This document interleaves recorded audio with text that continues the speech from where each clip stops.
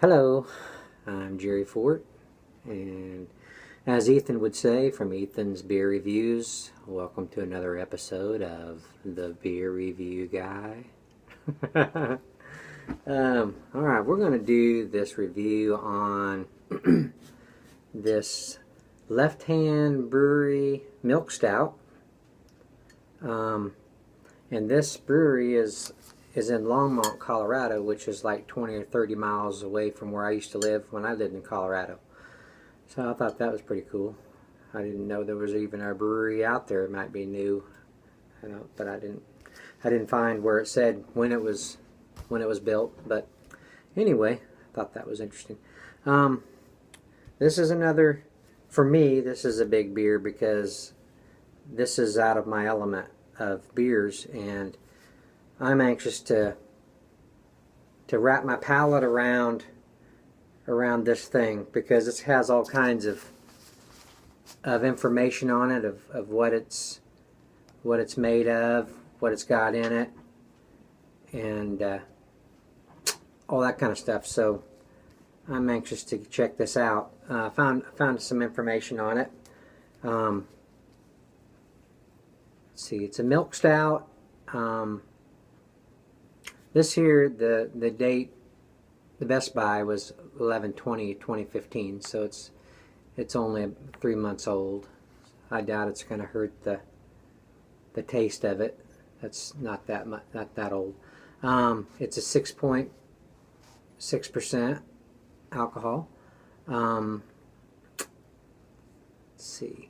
It says the ingredients are Rocky Mountain water, malted barley hops, yeast, flaked oats, and lactose.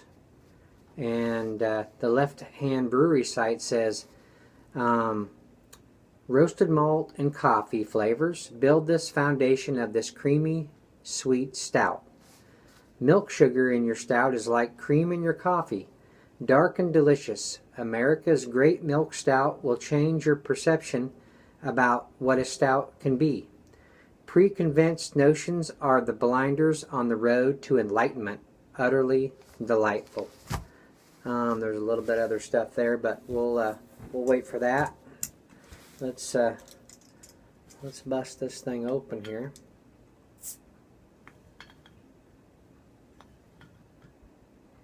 It's pretty warm here in Oklahoma. You wouldn't even know it's still wintertime. Feels like spring. We've actually had the air conditioner on just recently. Wow. That's pretty dark. But it is a stout, so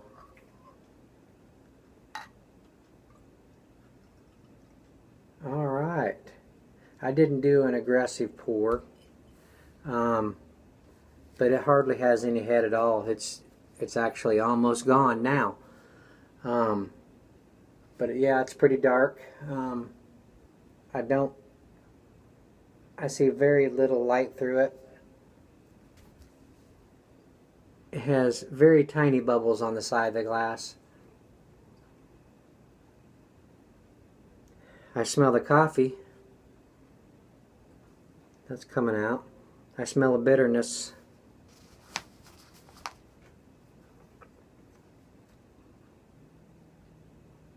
A little bit of, did it say chocolate? Because I'm smelling some chocolate in here.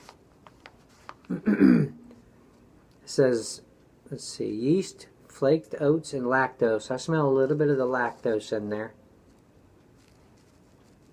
Roasted malt. It smells really good. Milk sugars. Alright, let's see. Let's see what I can pull out of this thing.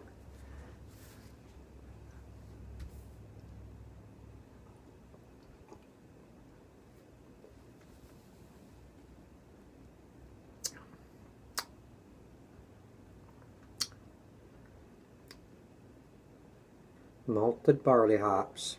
Yep. Tasting that. The coffee. A little bit of the bitter chocolate. I don't know if it said bitter chocolate. It doesn't, but I'm still tasting that.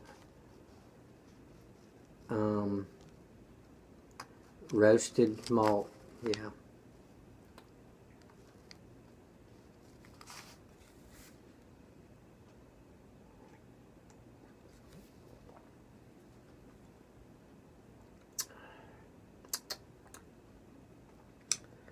There's nothing really sweet about this beer.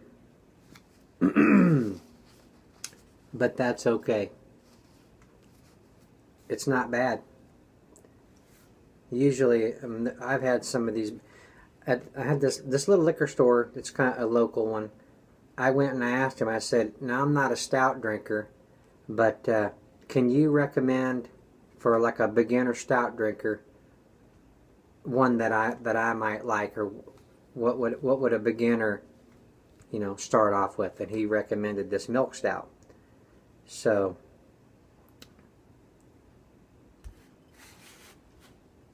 Sorry, I don't think that was even in view. But yeah, this isn't something that I can't not handle. I've had some that was so bitter that it was just too overwhelming for me, and I just wasn't able to handle it. But this here is tolerable for people that that likes a lighter type stout. This would be good. This would be a good drinking beer.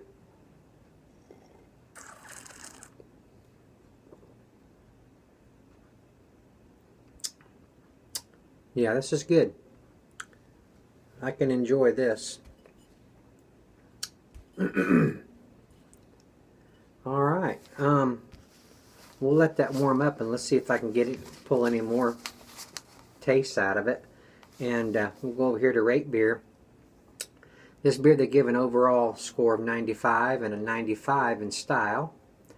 And on Rate Beer, there's a commercial description of this beer. It says, "The English style beer, also known as sweet stout or cream stout, first appeared in London in the late 1800s. The early brewers touted the health benefits of the milk sugar in this beer, which today relates mainly to the increased amount of calories. No real benefits. Sorry. The milk sugar adds a well-rounded sweetness to this dark beer and makes it an outstanding year-round stout." Milk sugars, I'm not pulling that out of here. I'm not tasting milk sugars.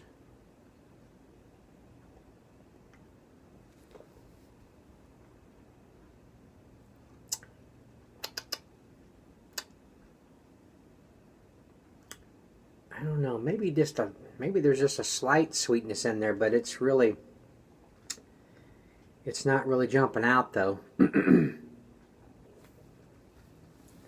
Well, we could let it, when you let it warm up a little bit, you can always find a little bit more. Maybe we could do, I haven't done a review in a little while because I've had a stomach virus, so I've been under the weather. So I'm just getting right back into the swing of things.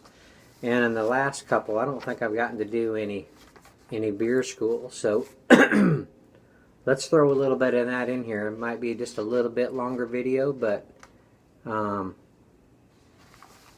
it's been a little while. So here's some good information on IPAs. IPA database. This particular one says IPA 101. Savor the flavor. The IPA style of beer has a whole lot going for it. First and foremost is taste, which some could argue is an acquired one. The flavor of IPA beer highlights the complex and varied results that can be achieved through hops and other beer ingredient staples. The pronounced and unique flavor profile of IPA allows for a better understanding of brewing beer in general, as hops and malts are often identified individually. We truly hope our database will help with the taste discovery process of the thousands of IPAs currently offered. The acronym. Acronyms help make the world a better place. Quick and easy to say, but can be a bit mysterious if what it stands for is unknown. In the case of IPA, for India Pale Ale, there could be cause for confusion since India is an important reference with the rich history of the IPA, but not the origin country from which it was first produced. Historically significant. The IPA style is over 175 years old, which is a long enough to offer some insight on what the world was up to back then and how things traveled from point A to point B. Again, IPA delivers with its often debated history and storied past. Subtitled. The three main styles of IPA are American Style IPA, English Style IPA, and Double or Imperial IPA, all of which are consistently produced and are officially style category designations in the major beer competitions. Black IPA is an example of a sub-style that has appeared on the market in limited quantities. Hybrid IPAs such as Wheat IPA or Belgian White IPA have also gained traction. We, of course, will cover anything having the slightest bit of relevant connection to IPA. And this part here I always thought was interesting. The units of bitterness. IBU, or International Bitterness Units, is a standardized measurement synonymous with IPA and provides some insight into how bitter a given IPA will taste.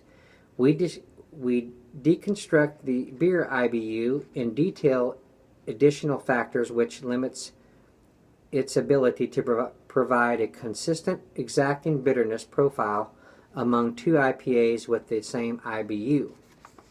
All this is really interesting, but whether or not I'll remember it is another thing. But I'm trying. Strength in numbers. Alcohol by volume, otherwise known as ABV, is fairly straightforward. As a beer style category, IPAs have a higher than average ABV. This occurs naturally during the brewing process, and many consider it an added bonus. And there's another one. Got hops? Hops are present in most beers in one form or another.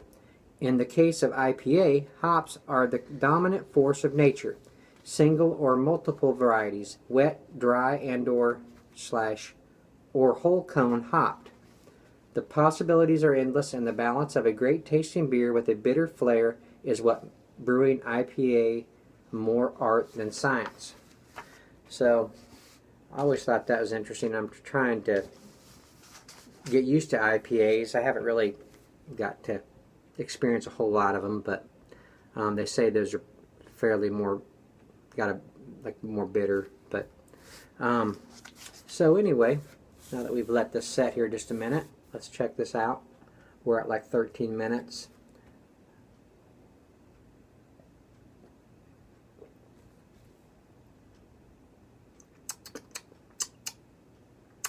Yeah, it's changed a little bit, but still the coffee's coming out a little bit more. It's still a little bitter, of course. It's got a creamy taste to it. I haven't yet got to understand the mouthfeel that Ethan and Greg Puckett talk about. I need to study that a little bit more to be able to give you that kind of information. But this is a good beer. It's not one that I say, "Phew, it's too much for me, too bitter." This is a tolerable beer, and the guy at the liquor store was correct in directing me toward this one. So, yeah, if you're not a real big stout drinker and you want to experience a stout, this would be a good one to start off with. So we're going to wrap this one up, and thanks to all my 6 subscribers for watching, and anybody else that might accidentally click on it. But I appreciate it, and I hope you'll watch my next one. We'll see you next time.